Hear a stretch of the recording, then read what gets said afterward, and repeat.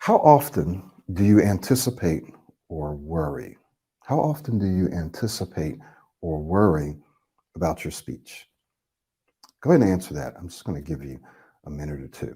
How often do you anticipate or worry about your speech? You anticipate blocks, you anticipate getting stuck, you anticipate having a difficult time. For some people, this happens when they have something coming up days before, weeks before, hours before, minutes before, seconds before. Sometimes you can anticipate in that just the moment before the word comes out. You just feel. Sometimes you just think about it. You say, "Oh, I know I'm not going to be able to say that." So how often do you anticipate? Go ahead and answer that question. All right. So I'll just let you answer that. Okay. So we got 60%, 63%, almost all the time, 33% sometimes, 6% hardly ever. Okay. Very good. Very good. All right. All right. I'll end that in just a few moments. So today, what we're going to talk about is what you can do when you worry or when you anticipate. What can you do when you worry or anticipate blocks, speech blocks, or words or letters or sounds? When you worry about that, what can you do? First, we're going to talk about why that happens, and then I'm going to give you a long-term solution and a short-term solution, something that you can use right now. If you have questions, save them for later because we have plenty of time for questions. Save those for a little later, okay? And we'll get to that. All right. So let's talk about why. Why do people have speech blocks? Why do they anticipate speech blocks, right? Why do they anticipate it? Why do they worry about it? And here's why. It's because of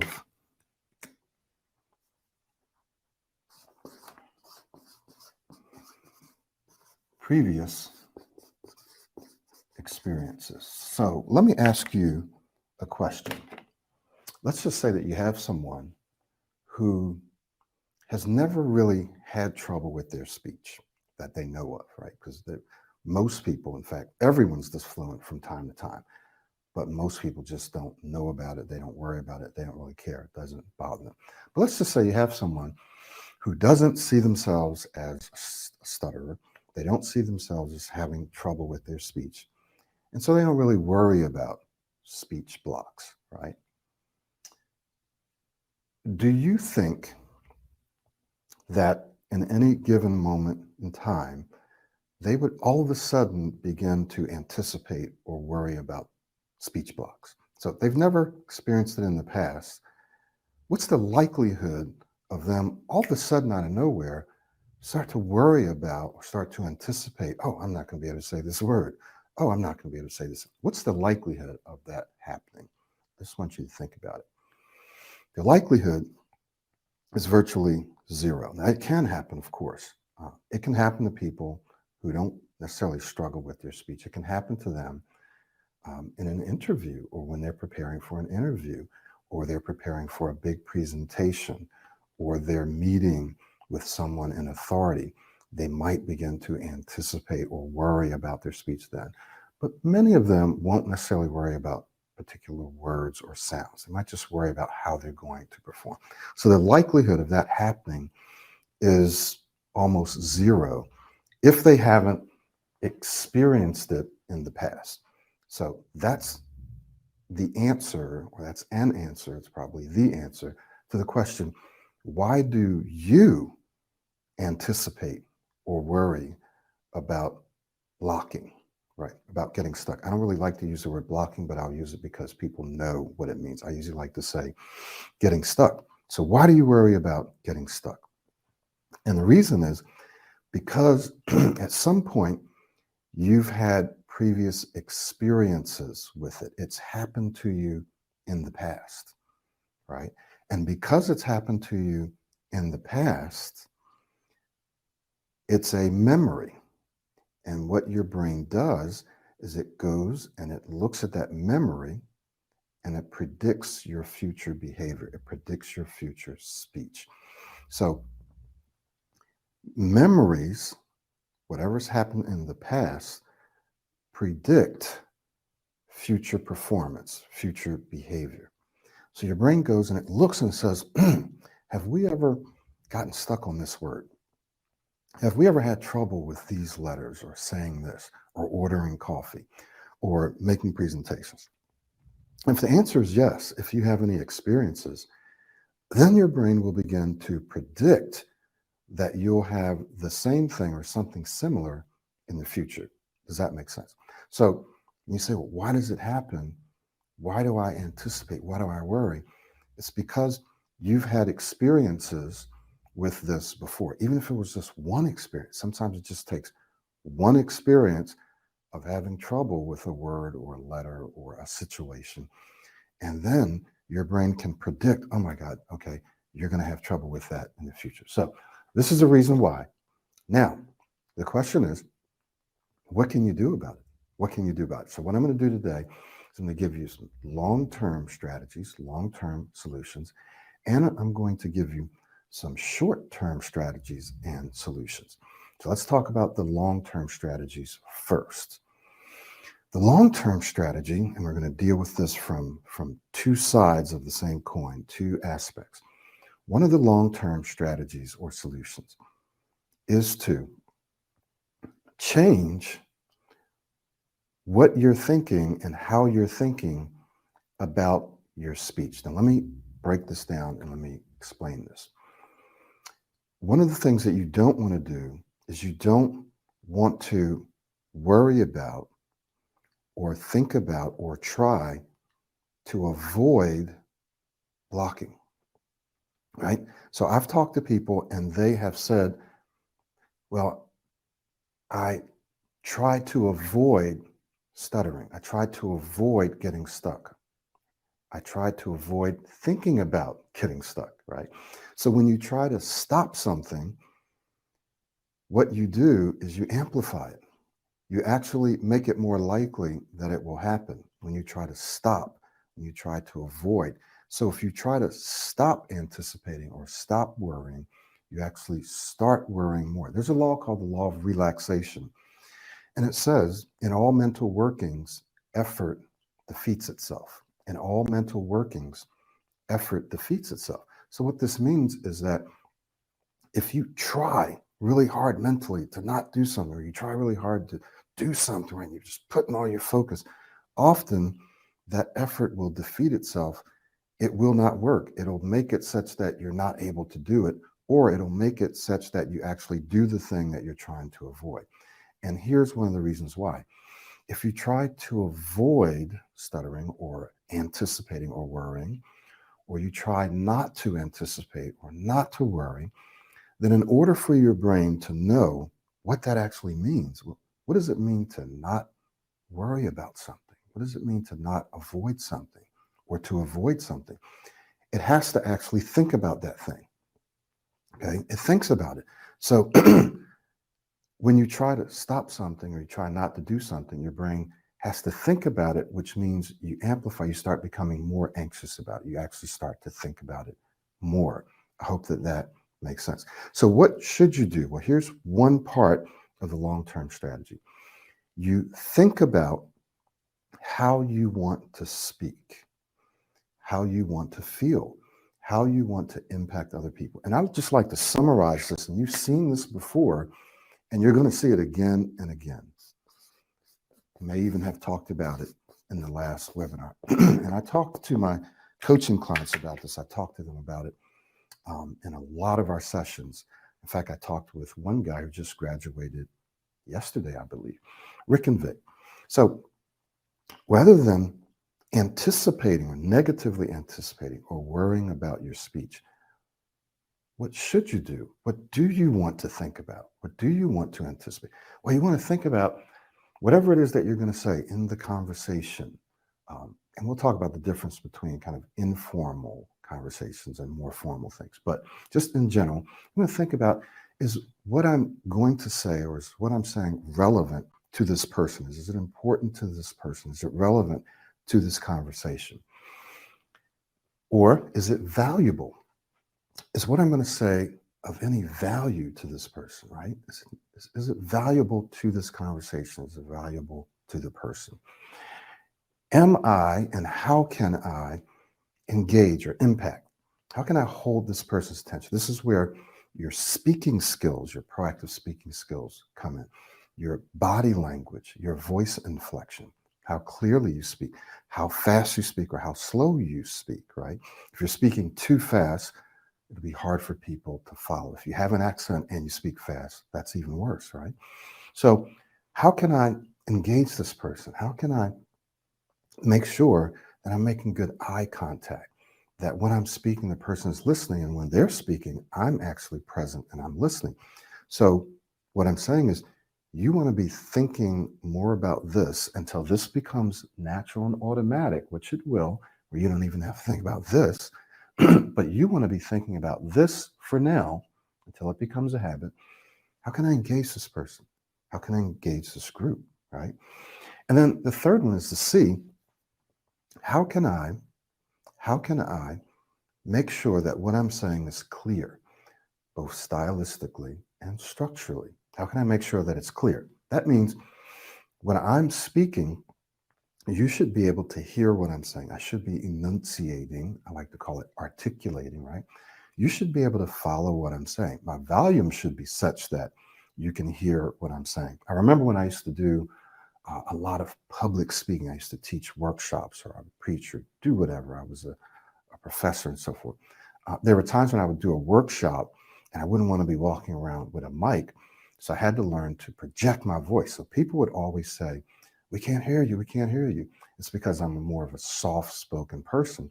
So I had to learn how to project my voice so that my speech, the message that I was trying to communicate, was clear. They could actually hear it. So your speaking style, you want to make sure that's clear. People can understand what you're saying, but also your structure. Have I logically structured my thoughts? Am I articulating my thoughts in a logical way where people can hear me? All right. That, Julius, are you popping in here? Hello? Yeah. Not Okay. able to, not able to see you yet. Oh, hold on. Let me see if it might, I'm seeing something, but I can't see you oh, yet. hold on a second. I know what's going on. Okay. And then what I'm going to do is, once we get you in, Yes.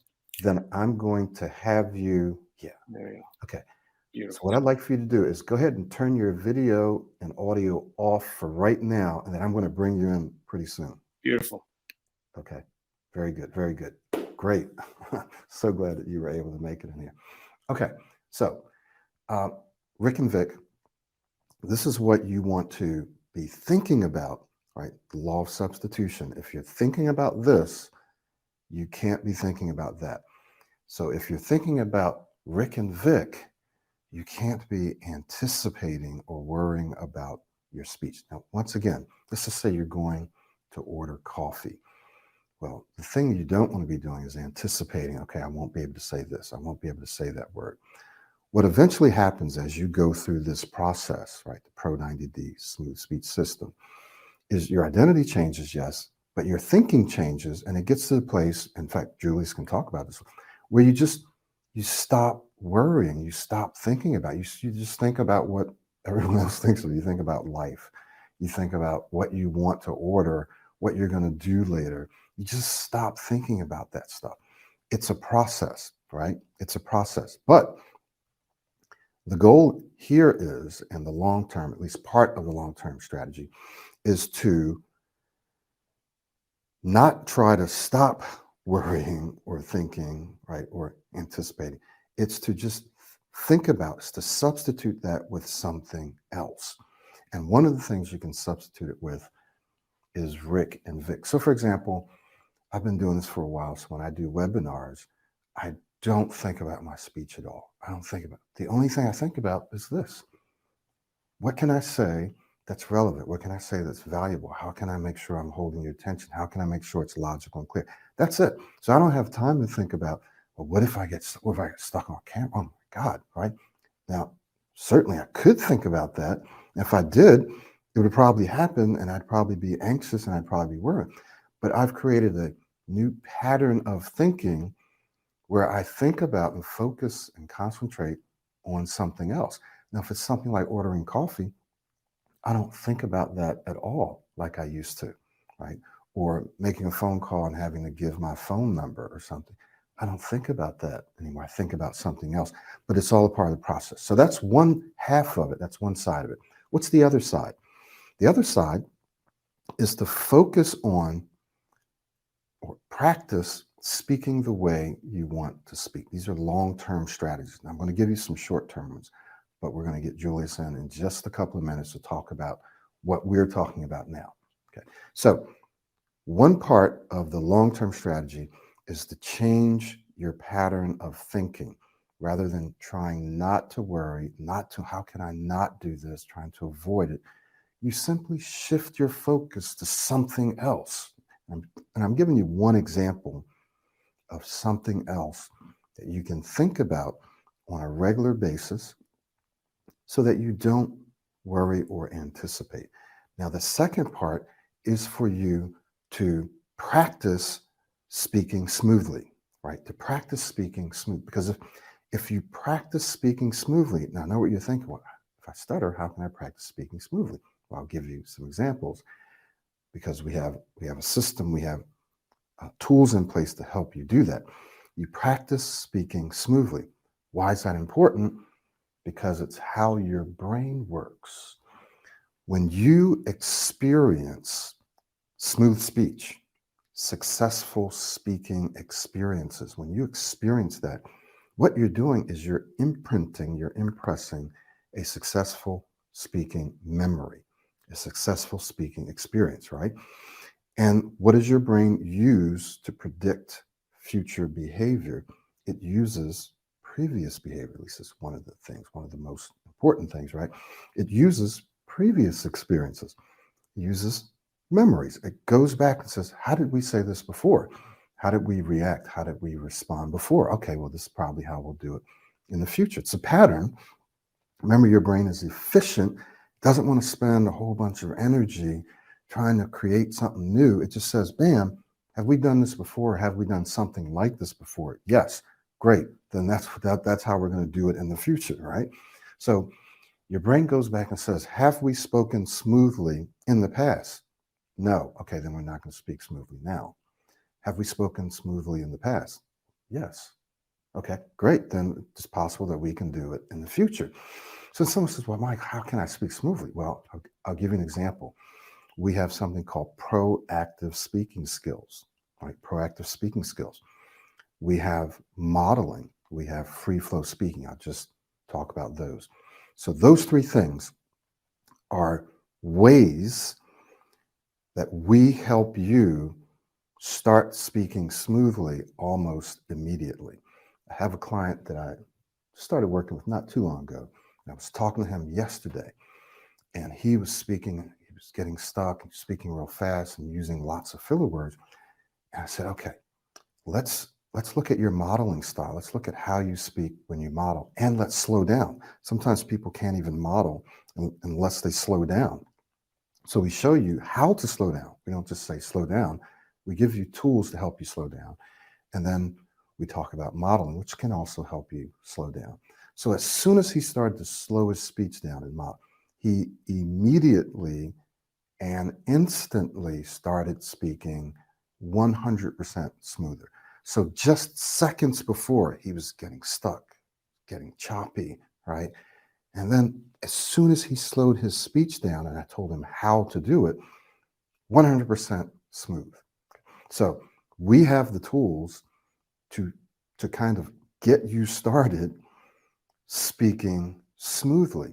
And then the more you exercise those tools, the more you model, the more you speak proactively, right? The more you practice free flow speaking, the more you get out and you speak with people, the more memories, the more experiences you create, And the more your brain, the more data, right, your brain has to draw off of to predict your future behavior. That's the other part of this long-term strategy is you need to be able to practice speaking smoothly, right? And we have the tools to help you do that. You need to start thinking about how you want to speak, right? And we have the tools to help you do that. So once you start doing those two things, your brain automatically starts to draw off of that and predict how you're going to speak in the future. This is a process. So, Julius, go ahead and turn your video and your audio on. And I just wanted you to share any relevant experiences you have about perhaps how you used to anticipate or worry about your speech, and then how now, probably for the most part, you don't. Okay. I'm not able to hear you yet. Can you Yeah, hear me? I can hear you. Go ahead. Good. All right, awesome. First of all, thank you for this opportunity to be on here to share my experiences and to help others as well. Really grateful to be here, first and foremost. And yes, talking about the anticipation that I used to have and the anticipation that I now have, which is not negative, but it's a positive. I still anticipate, but it's a very different thing. It's completely a 180 turn. So back then in the past, when I did not have any skills, tools, didn't know anything proactive about my speech, everything was internal in my head, I anticipated everything negatively. I was like the spotlight was on me, not on anybody else. I was internal, I was in my head, spotlight was on me, judgment is on me, everyone is thinking about me. It was just me, me, me, me, me. So the anticipation going into any speaking situation was always negative. I always went on the bad train, the one that you talk about on your program. I would anticipate the worst. I am going to get stuck. I am going to stutter. This is going to be a bad experience. Like you literally feel it and you believe it. And it's the first thing that starts in your head. The thoughts start first, which was automatic. So the negative thoughts were ahead of it. It was automatic. So from there, then it started to manifest into my body through my speech, physically, mentally, physically, everything. Mm. So back then, trying to change that and reverse it took time, took effort, took a lot of just energy, persistence, discipline, and time. Like I said, time. So I do recall many times in the past, I still remember those horrible experiences that I had, and I can vividly experience them, but it's not like they affect me anymore. I can see where I came from, and I saw the process that I had to go through to get to a point where the anticipation is changed to where now I don't go into a speaking situation with the spotlight on me, it's on everybody else. They have the spotlight, right? And I don't think of them judging me or what they think about me. I'm trying to give them the message that I'm trying to portray to them. And so the anticipation is actually a positive anticipation. I can't wait for them to hear what I want to say. I can't wait to see what they think about what I am trying to give them, whatever information that I'm trying to give them. And so it's not negative anymore. It's actually a positive, exciting anticipation. And when you see the successful speaking experiences that you have, you anticipate more of the successful speaking situations. You don't anticipate any more horrible, negative speaking situations that will come afterwards.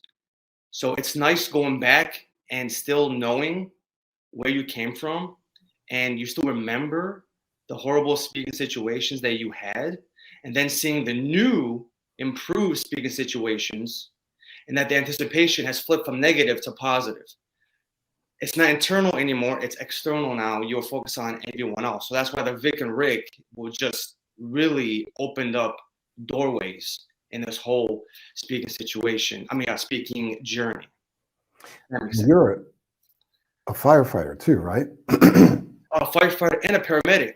a paramedic. So exactly, with my job as a paramedic, I have to give vital emergent information to nurses, to doctors, to patients, to their families. There is no time to think about myself. There is no time for that. So I learned quickly that, wow, I need to definitely bunker down, get disciplined, and start doing this program consistently, because this will be the gateway to me in order to do my job the way I need to be doing it. Because there's no time to think internally about people judging me, about the light on me, the spotlight on me. No, I need to give information fast and quick. Mm-hmm. And, so, but that was interesting, where when I was in those situations that I didn't have time to think about myself, but the patient, I was speaking fluently in the hospital with the doctors. And I think I told you, sir, that when I was with you, I would say, wow, if I'm not at work, I have so many challenges with my speech, but at work, I don't have time to think about it. I have to give this report to the Mm-hmm. doctor, and I'm not even thinking about the words. They're just coming out. Why am I not having problems at work? Because I'm not thinking about my speech. Right. It's replaced Vic and Rick. The value I need to give to them, like the information has to be clear, it has to impact them. So I'm thinking about them, not me anymore. It's other centered, not self-centered. Yeah. So I've got a recent experience, an example of what you just said. As a guy I'm working with, and he told me just when we met either early this week or last week, he said to me, he said, I've got some wins that I need to tell you about. One was this big meeting that I had to go and I had to present to these executives and so forth. And he said that, I'm not going to go through everything he said, but one of the things he said is that by the end of the meeting, I was sad. He was sad. Why do you think he was sad? He was sad because the meeting was over and he wanted to keep talking. He said they asked him questions. He just got in the flow. He did his self-talk and all that. And this guy, when he first came to me a month or so ago, he was in a panic. He would avoid speaking situations. There were certain words that he just knew he would get stuck on. So within a very short period of time, his anticipation flipped from negative to like being sad that he couldn't keep going, that he couldn't keep on speaking. And so for those of you who are watching this, I'm telling you, and Julius is a perfect example, and I just gave you another one, and there's thousands of other ones, that your anticipation will flip from negative to your wanting to talk to people, wanting to present, wanting to do stuff like this, right? Yes, sir. Go ahead.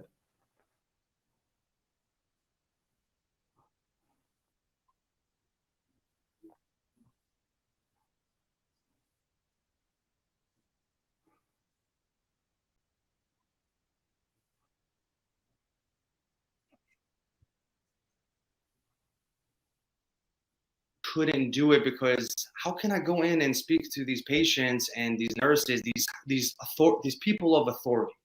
How can I do it? They were freaking me out. People who had way more years in this job of field, and me, how can I do this? But then when I got more of the successful speaking situation, I wanted to do it more. I wanted to go talk to them more. I was excited to do it.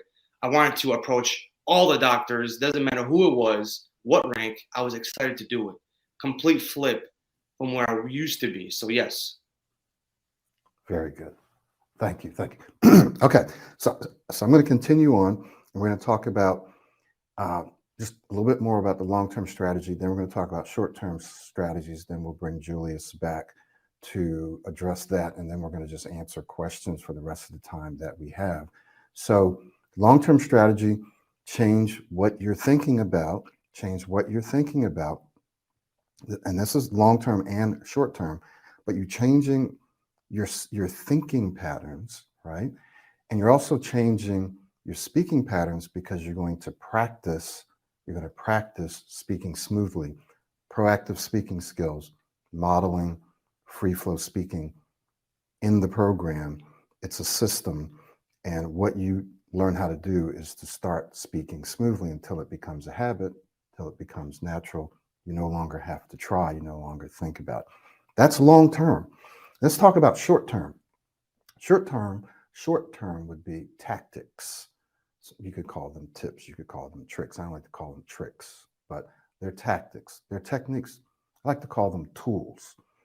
They're tools that you can pull out and use. So let's talk about a few of those tools, which you're going to find in the system. And these tools are short term, but you can use them whenever you need to use them. So one of them will come from the proactive speaking skills. And I'll show it to you basically. And it's called airflow linking. That's one. Emphasizing is another. And there are some other ones here, but emphasizing actually includes a lot of them. So we'll just mention some of them. Now, somebody may say, well, I've tried airflow linking and it doesn't work. Well, I've had clients, I'm working with them, right? I've had clients who said, I tried airflow linking, it doesn't really work for me. I said, okay, let's practice. Let's see how you actually do it. I said, okay. So they'll be speaking. I'll show them how to do it. They'll be speaking and they'll be about to get stuck on a word and they'll airflow link it. I'll say, okay, so what did you just do? And they say, well, I did this. And you can see where they actually stopped. So they thought they were airflow linking, but they actually were not airflow linking. They thought they were trying to, but they didn't. So I said, okay, instead of doing that, I want you to say it like this. I want you to do this with your breath. I want you to do this with the word. I want you to blend that word, right? And so once they did it, I said, aha, they were able to say it, right? They were able to say it. I said, oh, okay, so this really does work, right? This really does work. So if you think you've tried airflow linking and it hasn't worked, I can almost guarantee you it's because you probably weren't doing it correctly. And it's very, very easy to not do it correctly. That's one of the reasons why the coaching is so helpful, because you may not know. You may assume, you may try stuff and you may assume that you're doing it, but you're not. And we're also going to have opportunities in our new group for people to practice and so forth when you join the system. So proactive speaking, airflow linking is one very powerful tool. If I were to anticipate getting stuck, I would use airflow linking, right? If I were to anticipate getting stuck on a word, I would use airflow linking. Let me give you a word that even until today, when I think about it, I need the airflow link because I would probably get stuck.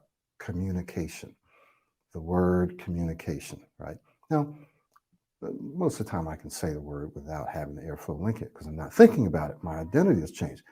But if I think about it, I need to somehow airflow link the word communication. So I keep the air flowing. I'm linking the words together to say communication, right? So when you use it properly, and there's a whole video, I do a whole video on airflow linking, then 90% of the time, I don't want to go all the way up to 99, but I would say when you use it properly, you're over 95. Sometimes it's 97%. Sometimes you have to do it twice, but usually it's only once. It will work. Airflow linking will work. And it's really just natural speech. It's just you're maintaining airflow, linking those words together, right? So that you can get it out. Now, why is this important? And why is it short term? It's short term because it's a tool, it's a tactic that you can use when you anticipate, oh, I don't think I'll be able to say this word.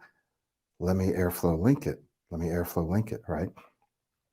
But also, it is important because it creates successful experiences or memories for you. So if you can say the word, you don't have to avoid the word, which is also a tactic that you may have to use from time to time. You don't have to do that. You can say the word, then your brain says, wow, we were able to say that word. We had to airflow link it, but we were able to say the word we wanted to say. All right, emphasizing, another little tool. So let's just say there's a word that you feel like you're going to get stuck on. Then you might emphasize that word. So let's say the word is emphasize. So you might emphasize when you're saying that word. Perfectly natural, sounds totally natural, even sounds better when you emphasize the word communicate. Communicate. Notice how I'm using my body, using my hands, I'm using my face, I'm using my voice to communicate. So I'm emphasizing that word. Emphasizing can include multiple speaking skills like extending, blending, inflecting, body language. Okay.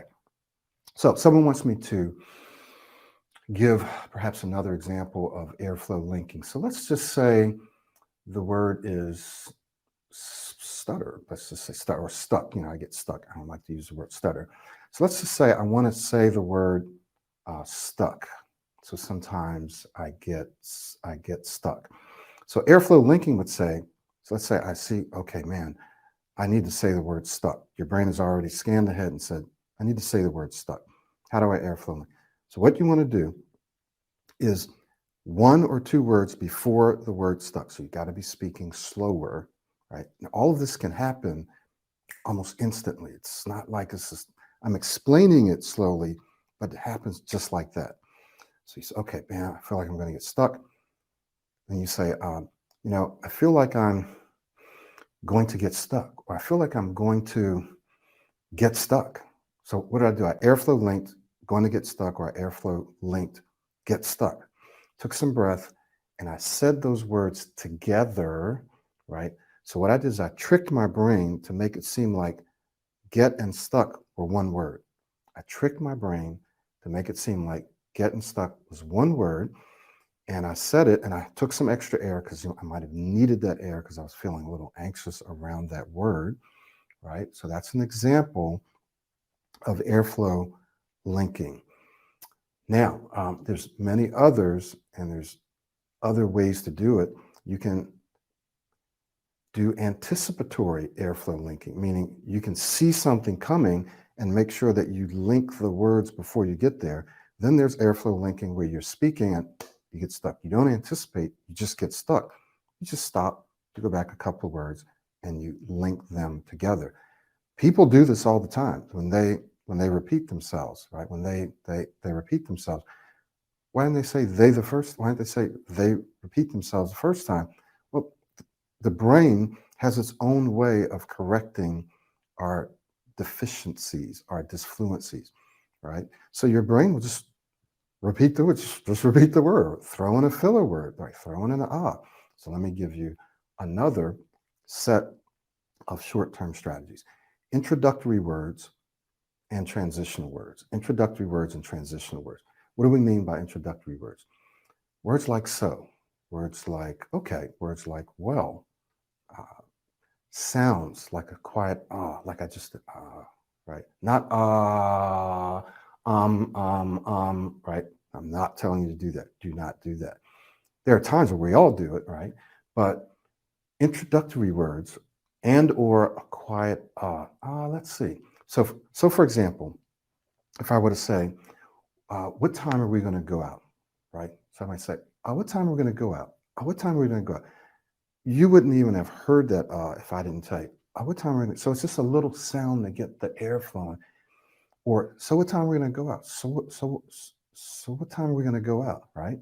Now, these are short-term tools, but they can make all the difference in the world. I used to have to answer the phone for a living, so I used to have to say, yes, hello, because I couldn't say hello. So I would say, yes, hello, this is Michael Williams, welcome to blah, blah, blah. That can be the difference between you saying something and not, just throwing a so or throwing, and how are you doing today? So how are you doing today, right? Let me get this, right? You're ordering coffee. That can be the difference between you being able to get the air flowing to say something, right, and not. These are all introductory words and or a quiet sound, right? And then there is when you absolutely have to, you may need to change the way you say something. You may need to substitute. Those can all be tools, but they're tools that you don't want to use unless you absolutely have to, because you have all these other tools that you can use. But not only do you have these short-term tools, you have the long-term strategy, which is changing your speech. It's changing your mindset. It's changing your identity so that you rarely, if ever, have to use these tools. Does that make sense? But you do have the tools that you can use. So this is very important to know that, hey, if I employ these tools, because I want you to think about your speech like water that flows. I tell my coaching clients, think about your speech like water that flows, right? It's going to find its way over, around, under, but it's going to keep flowing. So if I have to throw a so or an and, well, we're going to talk about this and we're going to, if I have to do that to keep the flow going, well, so what? Because what is it doing? What it's doing is it's creating successful speaking experiences for me, right? I'm experiencing smooth, flowing speech. And as I experience smooth, flowing speech, my brain has those experiences to fall back on. So, Julius, tell us about how, if you can remember back then, if you can remember, tell us a little bit about how the modeling practice, because modeling is another long term, but how the modeling practice, but also how some of the tools helped you transition from where you were to where you are now, where you probably just don't even think about, you probably don't rarely need to use tools. So just tell us about how some of these tools helped you. Yes. Yes.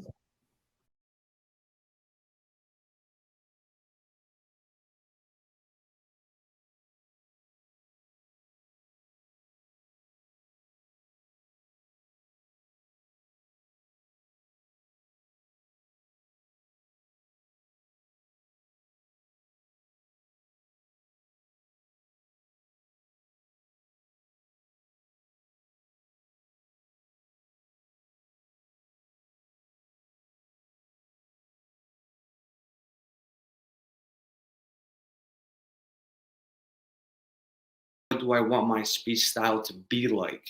So that's the long-term goals, those two right there. And to get there, you do the short-term goals to get to the long-term. I think, can you still hear me or? Okay, beautiful. Okay. So, and then I learned now, how do I get to the place where I have a new speaking style? Well, to be proactive in your speaking consists of knowing what amazing smooth speech consists of and the skills, the tools that the program gives you, extending, blending, enunciating, inflecting your words, emphasizing, all these skills, airflow linking. These are the skills that great, amazing, smooth speakers use. Oh, wow, I never thought of this. I never actually used them. It never came to mind. Everything was so reactive to me. So I started to practice the skills, but they were short term. Why? Because you can't solely rely just on the skills. You have to go beyond that, because to get to the long term goal of changing your identity, now you have to model. Now you have to go beyond just skills and tools and using tips and tricks to fix your speech. It's not about fixing, it's about becoming something new. So what is the question? I mean, the question is, how do we change our speaking style? Well, who do I want to sound like? I know a lot of amazing speakers that I look up to, and Michael Williams is definitely the model that I used. There's some other ones as well. So when I model, I automatically use the skills and the tools that are taught in the program. So amazing speakers use these skills, use these tools when they are speaking. So instead of focusing on the skills as a reliance, to me, becoming a better speaker I need to focus on modeling, which is the umbrella, and everything else falls under modeling. That will get me to the long-term goals of changing my identity and the way I speak. Yes, sir. Yeah. Thank you. Thank you for that. So, Yes. Julius, I'd like for us just to take actually however long. If you have to jump off at some point after 1 o'clock, you can, but I like to stay until we've answered most questions. Excuse me. I'll be So quick. let's go through, and I see that you went through and answered a bunch of questions already. So thank you very much for that. Yes, I typed them out for. Yeah. One person said, does a self-study have the same effect as coaching in terms of content? So yes, the self-study is where the content lives. It lives in here, but it also lives in the self-study, right? So that's where you get the videos. We also have PDF transcripts now, every lesson. So you get the videos, you get the audios, you get the transcripts. The system is there. What does the coaching do for you? Well, I think the best person to ask would be Julius. So you're doing the self-study. Let's say you can't afford the coaching right now. You just can't, or you're not sure, you're not ready. Perfectly fine. Start with the self-study. You're going to get the system. You might not need the coaching. We're not saying everybody needs the coaching. I can't coach everyone. I have coaches who are in training right now, and I have another coach who's working with people, but not everyone needs the coaching. But the coaching can accelerate the process. It can make it easier for you. It can make it faster. So someone says, why would I want coaching? Let's say I can afford the coaching.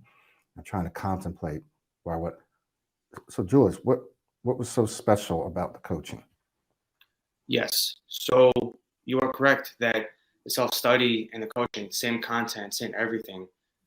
But with the coaching, it's very like you have someone there, a mentor to walk you through.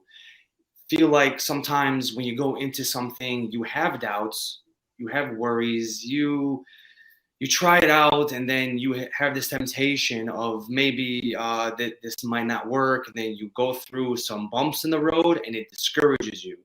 So it's easier to fall off and jump off the program, do something else. But with the coaching, it keeps you accountable. It keeps you motivated. It inspires you to keep going. You have someone there to push you through. And when you do go through bumps, he tells you why it happened, the reason for it, and to not, go backwards. No, this is a good thing. And then he helps you along the way. It's like holding your hand all the way through. So honestly, if you want to do the self-study first, of course, that's totally fine. But if you feel like that you need the extra accountability, someone to hold your hand while you go through it, that is no problem at all. I actually started with the coaching. I didn't even think about the self-study. I wanted to go directly to the source, the man who made it, and say, you know what? I need help. I need you to walk me through it. And then when I did that, I had the confidence and I had my own self accountability of how to do this thing on my own afterwards. And so after my coaching, I actually went way back. I started all over again. I went through the system all over again, and then I did it again. But this time I know that I can do it on my own because I did it with someone else. So it's all personal preference. Start with either or, but coaching is very, very important. It does help a lot more because you have that person there with you that created it, that knows it, and he has a resume of all types of students in the past, their testimonies, and so he knows like what to do on the first day, what you should be working on, because no one's the same, you know. Yeah, thank you. So there's a few other great questions that I want to answer, but first I just want to piggyback on what you said. Some of the major benefits of the coaching, we could break it down to three things. One, accountability. Julius said that. Hold you accountable. That's important because people get off track. They get off track, or they pick and choose the things they want to do. They say, the modeling, I'm just going to go straight for the tactics, for the tips and the tricks. And they miss out on the long-term benefits that change your identity and mindset. So now they're just operating off tips and tricks, which don't always work in every speaking situation. So Julius talked about. So accountability holds you accountable to the entire process and keeps you going long enough to change your brain, to rewire your brain. Where some people, they go through the dips, like Julie said, and then people will give up, or they'll slack off, or they'll go look for something else, some other tip or trick through some other program. So accountability, evaluation, and feedback. I've been doing this for a decade. I have another coach now who's been doing it for a little while now, and he's learned from me. And we can look at you and say, bam, this is what you need to do right now. I use the 80-20 rule. What's the one or two things, the 20% that you need to focus on right now that's going to give you 80% or more of your results very, very quickly? I can look at you and find this out pretty quickly, and then we zoom in and focus on that. This is not something that you could probably see on your own, right? Now, if you go through the system, you'll figure it out. You will work it out if you just do the system. But the reason I say coaching accelerates the process is because I can look at you and within minutes say, this is what we need to focus on. Take this module, this lesson, use this technique or whatever. So it accelerates the process, evaluation, and feedback. And finally, encouragement. People want to give up. When you go through a dip, you're just like, is this really working? It's probably not working. Let me go try something else. So I help to keep you encouraged. I can't make you do stuff, but I help to keep you encouraged. Now, someone asked a question about DAF, delayed auditory feedback. I've had many, many clients come through all the way back from the beginning when I started to coach 10 years ago who used the device. I can only tell you what they told me and whatever I've researched, that it often works temporarily. It works temporarily, right? Because it delays the auditory feedback. So what happens is once your brain catches on to that, it kind of rewires itself. And for many people, it stops working, right? I can't say for everyone. I can say for all the people I've worked with, it stopped working eventually. You wanted to say something, Julius? Yes, sir. Oh, that's right. Right, right.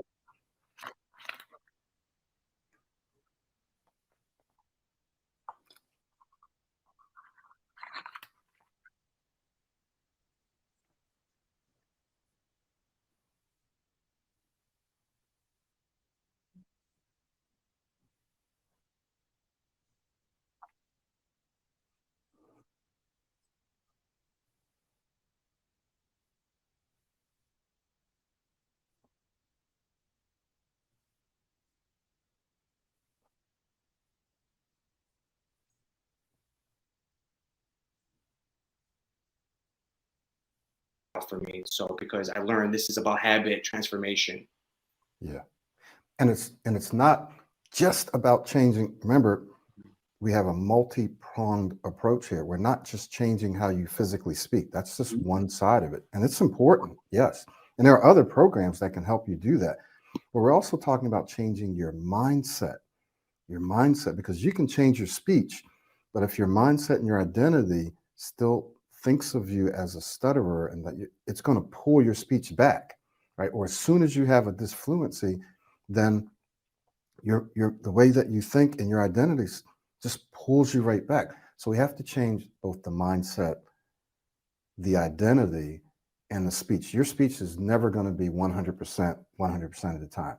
So when you experience disfluencies like we all do, when your mindset is different and your identity is different, it doesn't even bother you. You don't even think about it. Just like other people, when they have disfluencies, they don't think about it. It doesn't bother them because their identity is different. Their mindset is different. Um, there was a question about, and this is a little different than what we're talking about, but it's related. So there's a question about if there's any tips or tricks for when you're speaking, but you need to think about something before saying it, so that you don't have to use So yes, I'm just going to give you a couple of quick ones now. Speaking slower, believe it or not, when you slow your speech down, because our brains are very, very powerful, and when you slow your speech down, like I've been doing this whole time. There are times where I've slowed down like I'm doing now. My brain is going out and it's thinking about the answer to your question or some answers while I'm taking my time speaking, and I'm pausing. Sometimes I'm extending some words. So my brain's going out, grabbing some answers. And once I get those answers in, then I can speak a little faster. So I don't have to use a lot of ums and ahs because I'm taking my time. If I were going faster, then I'd have to use a lot of filler words to fill the space that I feel like I need to fill while I'm thinking. Does that make sense? So slowing your speech down, using transitional words. How do you slow your speech down? Well, there's extending your words. There's pausing, right? And then there's using transitional words like and, or so, or well. Doing all of those things gives your brain time to go out, get the information, bring it back. In addition, it keeps you calmer, right? You're in more control of your speech, so you feel less anxious or you don't feel anxious at all. And now you're able to access via your prefrontal cortex the content that you need. If you're speaking real fast and you start getting anxious and you start using a lot of filler words, you start getting anxious, right? And then you start getting cloudy and you forget what you want to say.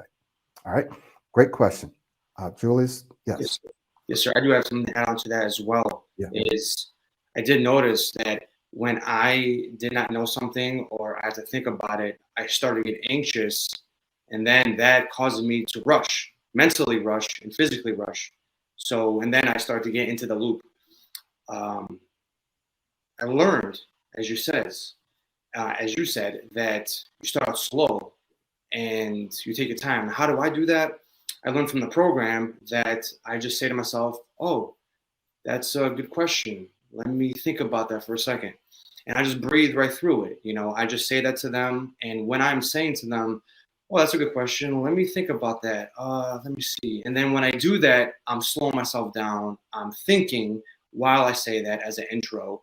And then words start coming into my mind. And then I start to explain it. If I cannot find the answer to anything, then I just say, "Well, right now I can't recall, but let me get back to you real quick." See, like that lets you stay, calm throughout. Like you don't have to rush to give them an answer. They don't. It's on your time. Don't worry about what they think. They want you to hurry up. Don't even worry about that. Just do it on your own time. Exactly.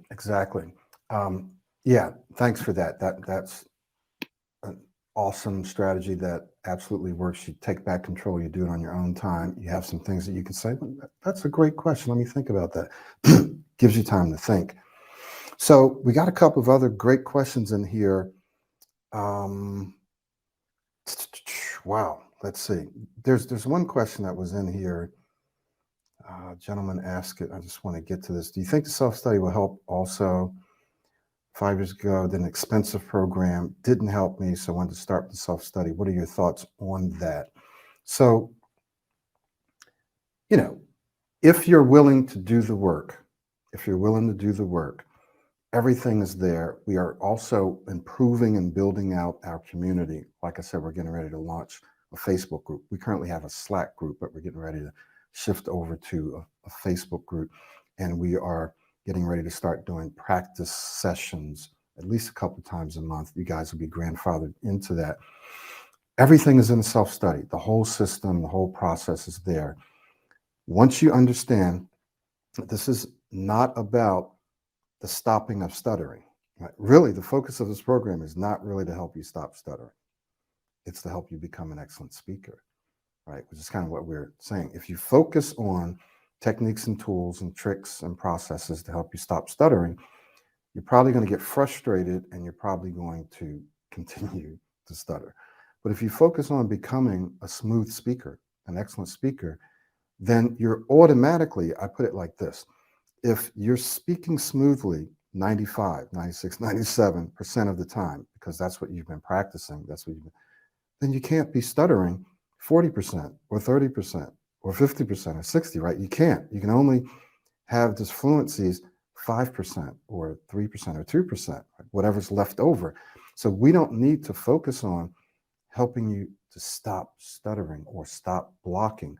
All we need to focus on is to help you speak smoother and smoother and smoother and clearer and calmer and more confidently.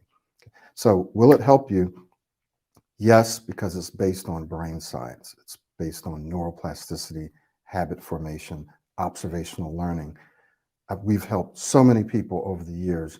I'm completely confident that if you believe that this can help you and you follow the process of replacing this way of thinking and this way of speaking with this way of thinking and this way, that of course it's like learning a new language. Can you learn a new language?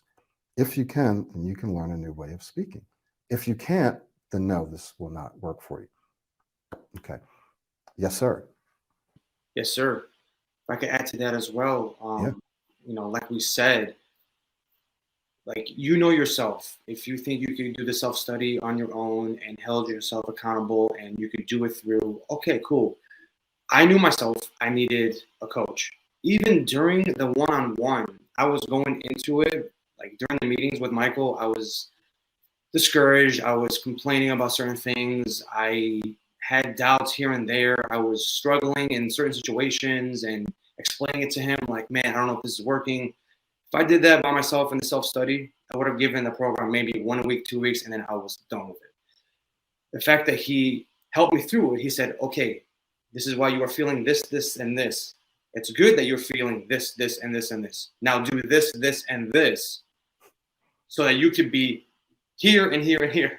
So definitely helped that. I was like, but here and I was like, okay, I'll do it. Fine, I'll do it. I'll stay consistent. I'll try.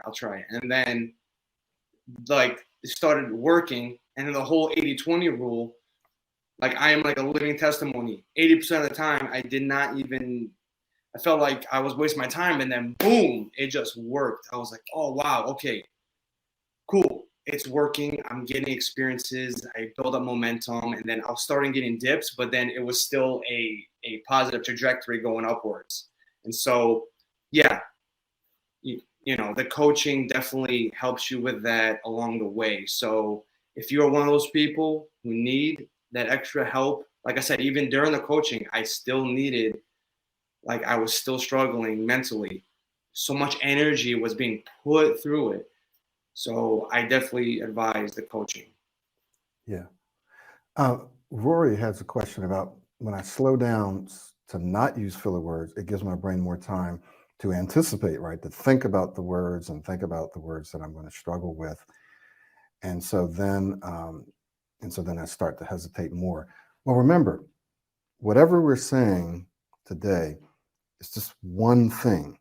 This is a holistic system. Remember, there's three aspects. There's your speech, there's your thinking, your mindset, and there's your identity. It all works together. Everything in the system, from the videos to the audios to the practices to actually getting out and using what you're learning, right? We have a daily blueprint that we give you. You do all these things every day. And what it does is it helps you to slow your speech down, but in a dynamic way. So when we say slow down, we're not talking about dragging your speech. We're talking about fast and slow, fast and slow. You may need to focus a little more on the slower side of things, but you're also not thinking about the words. You're thinking about Vic and Rick, or you're thinking about your model, right? So you're thinking about something else, and you're training yourself to speak with a flow, with a rhythm. Now, what happens when your speech gets easier, when you start to flow, your brain takes attention off your speech. You start thinking about normal stuff, you start thinking about other stuff, right? Your brain takes the attention off. Why? Because your brain really doesn't want to be thinking about speech. It doesn't want to be thinking about techniques and tools and slowing down. It wants to just think about other stuff. But if you've been struggling with your speech and you've been anticipating, you've created a pattern for whatever reason, it doesn't really matter why. You have this pattern of anticipating and thinking about your speech. The process changes that pattern because we help you speak smoother, and the smoother you speak, that is, the more successes you experience with your speech, the less attention you pay to it, the more natural it becomes. So then when you slow your speech down, you don't really anticipate. You're just thinking about, what do I want to say about this? You're thinking about the message, the idea, not the words. It's a process. Yes, sir. Yeah. Sure. To add to that too, our brain doesn't want to work any harder than it wants to. It wants the easy way out. So this is going to be a battle, definitely mentally and physically. Like, it's supposed to be hard. It's supposed to be tough. You are changing habits that are mental and physical. So the brain doesn't want to do any work. So you have to force it. You have to keep on being consistent with it. There's nothing that you can do one time in one moment that's going to change the trajectory of your speech. This has to be like consistent repetition over time, right there. Consistency, repetition, and time. Those three things together, then you will see the progress. If you lose any of those three, it's just not going to work. Like, you will see some progress, but not fully. So just wanted to add that on to you, sir. Thank you. Perfect. So we have another question about, when I block, I stop and take a breath and relax, but when I try again, I still can't begin. So I believe you're talking about, you do those things and you can't get started. You can't get the air flowing.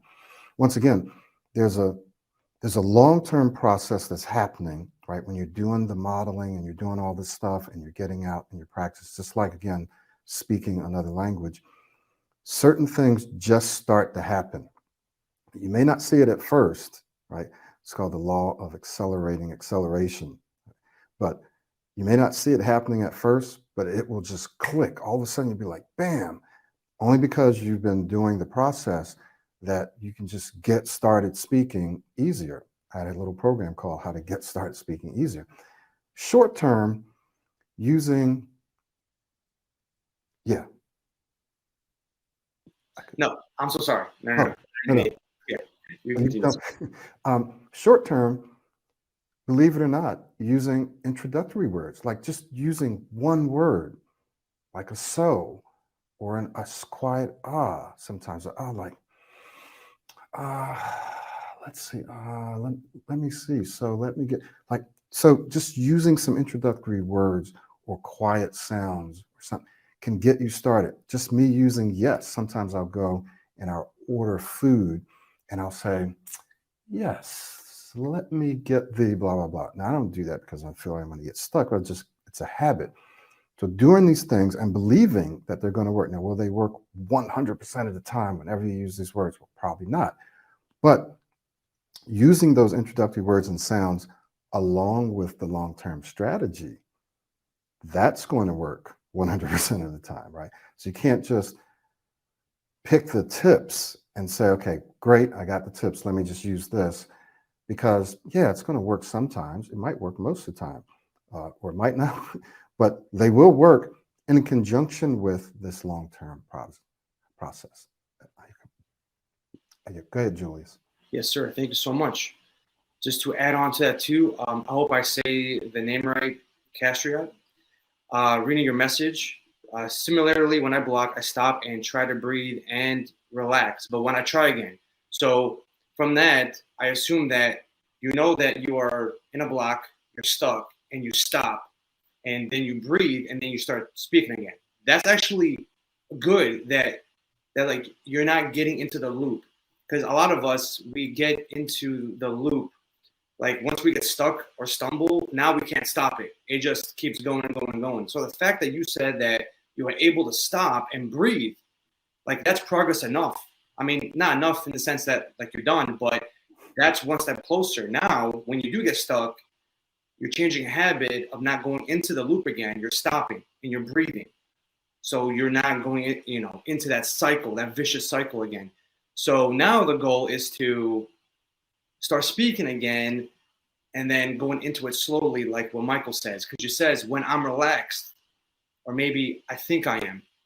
So you stop the cycle, you breathe, you feel relaxed, and now it's hard to get back into the sentence. Okay, well, the hard part is now getting easier, like getting out of that loop. Now starting all over again. Okay, So Michael says, you practice starting easier, extending the first few words of your sentences, using intro words and sounds, and then it starts to click. Now you habitually stop the loop, and now habitually you can start easily again. So it's all just process. It's time, you know. Yeah, absolutely. So don't just take one thing and try it and say, oh, okay, I tried to use introductory words and I still couldn't get started. Remember, that's just one small part of the entire process. When you're doing all the other stuff, it makes the tools work better, right? It makes the tips and tricks work better. That's why we say it's a holistic system.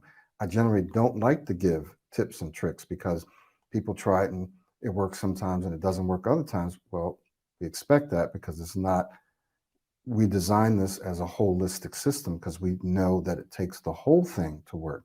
Even just self-talk, what you say to yourself, boosting your confidence. I have one client who says she just tells herself she's relaxed. She's relaxed when she speaks. I feel relaxed. I feel relaxed. Just that alone can cause you to be able to get started speaking easier. We're not even talking about any physical speaking techniques, just telling herself to relax, right? So everything works together. If somebody had a question here, is it Krishan?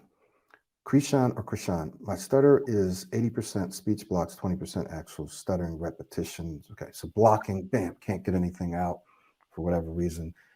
Does this address that? Absolutely. Any kind of stuttering, stammering, blocking, even if people can't even tell that you're stuttering. We have people who are kind of undercover, covert. No one can tell. They might even speak well most of the time. There might just be a couple of letters or words that they get stuck. The system covers everything. Even if you don't stutter at all, but you want to just improve your speech because you speak too fast or you speak in a choppy way, or when you're under pressure, you begin to stumble or struggle. The system covers the whole thing. It doesn't matter. I've had people recently, a lady who came in who's severe and she's now speaking smoothly. When you get the email or the replay, I popped in there Julius's before video. And that was just one instance.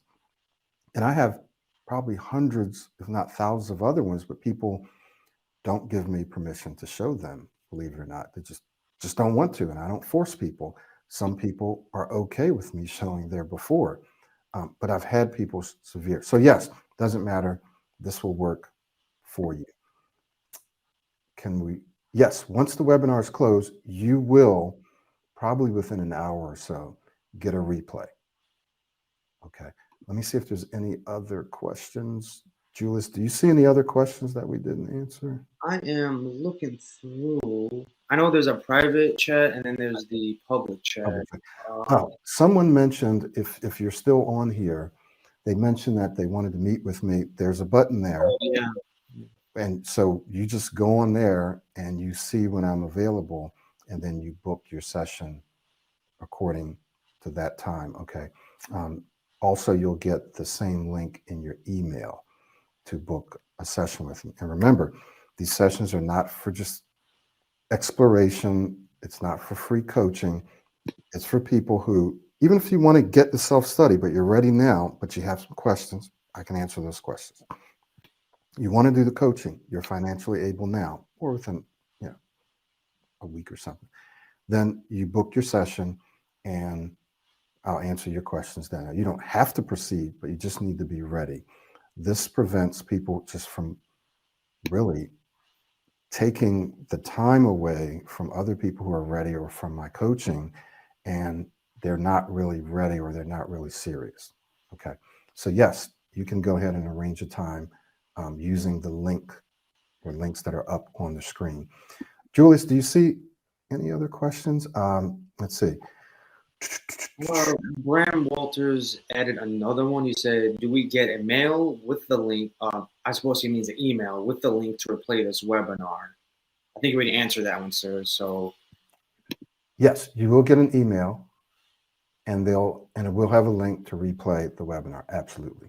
And then I think you addressed Anna Lee Steen. I hope I pronounced it right. I apologize if I haven't. She says, I need to go now, but would like a call back, but I cannot tonight. Can we arrange time tomorrow afternoon after 2 p.m. Dubai time? Okay. So then, yeah, that was when I said Oh, okay. that she'll get an email with a link to arrange a time, and then she can do that then. There's a couple other ones here on the regular chat. Yeah, Daniel and Castria. When I focus on breathing and try to change it, it gives me more stuttering. So again, we have just one basic breathing exercise, a 777. There are obviously lots of other ones that you can do, but we find that this one works really well. When you practice this on a regular basis, along with the free flow speaking exercise, and we've added something called free flow modeling, along with modeling. When you do all those things, it absolutely does the opposite of what you just said. So it doesn't increase that, it decreases it. But we have very specific exercises that involve breathing that helps you when you're speaking to decrease and eliminate stuttering. So that's my answer to that. So it's not just focusing on breathing, but it's how you're focusing on breathing. And then what else are you focusing on? Because if the only thing you're focusing on is breathing, or you're focusing on saying certain words or using certain techniques, that can have a negative impact on your speech in the short term or the long term, right? I speak enough Spanish that I learned, but stammer more. Daniel, can you ask that another way? I'm just trying to understand what the question is. Michael, do you stammer when speaking Spanish? Ajá. Sí. Cuando yo hablo español, un poquito. No puedo decir lo que yo quiero decir como yo quiero. So, yes, I do more. I do. And I understand what it feels like for people right now who block, can't say what they want. I don't do repetitions in Spanish, but definitely block, definitely get stuck. Want to say something, can't say it in the moment, need to substitute, all those things. But guess what? Because I know this process, I also have seen myself just over the last couple of months become more and more fluent because I'm going out and I'm speaking more, right? When I go get my haircut, I try to speak Spanish to the barber. When I go out on a Friday or Saturday, I speak Spanish with my friends. So my confidence is increasing. My nervousness is going down.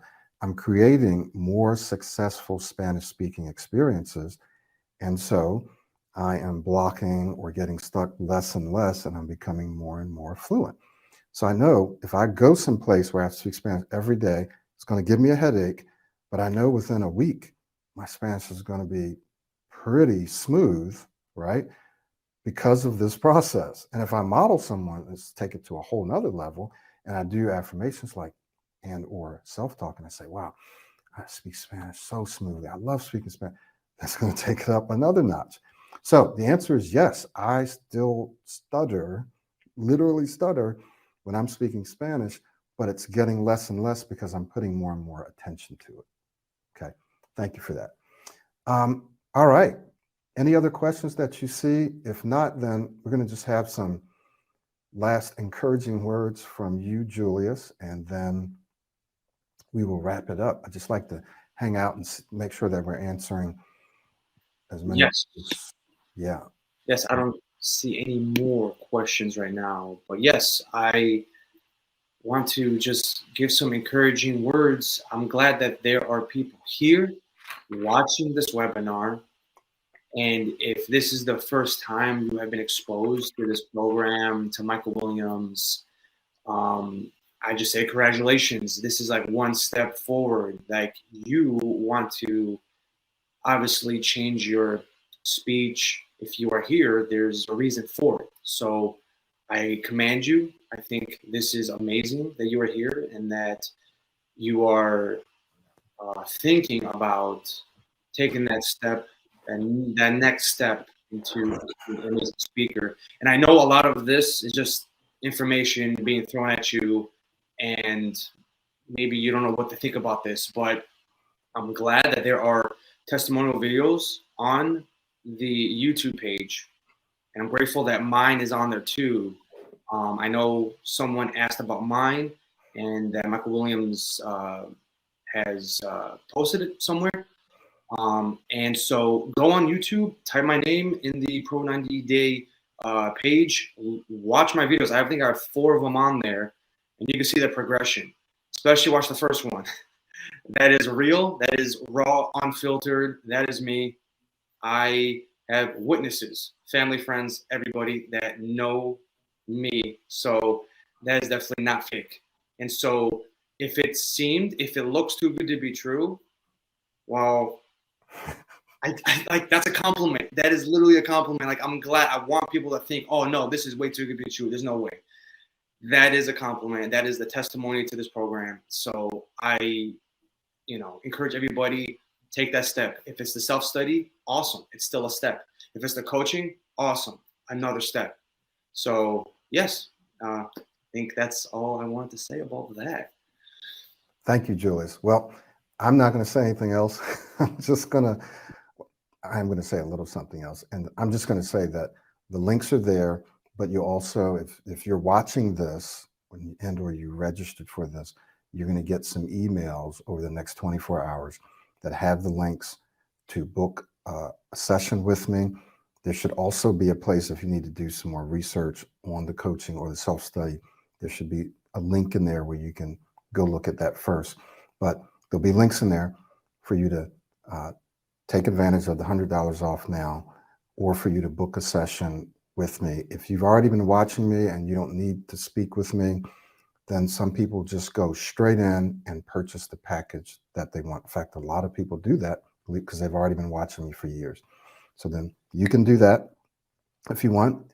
If you have questions about where's this link, where's that, then you can email us. You can just reply back to the email that you get. You're also going to see one of Julius's video where there's a before and after. That will be in the replay email. So there's going to be a replay of this, and then beneath that, there should also be another video, and that'll be Julius's before and after. So you'll get to see that there too. All right. So Julius, anything else before I close it out? Or I want to say, I appreciate you, Sir Michael Williams, for this opportunity to be back on here and to help others as well. Thank you, Julius. And we'll have you back soon, man. Oh, 100%. 100%. Okay. We'll see everyone later.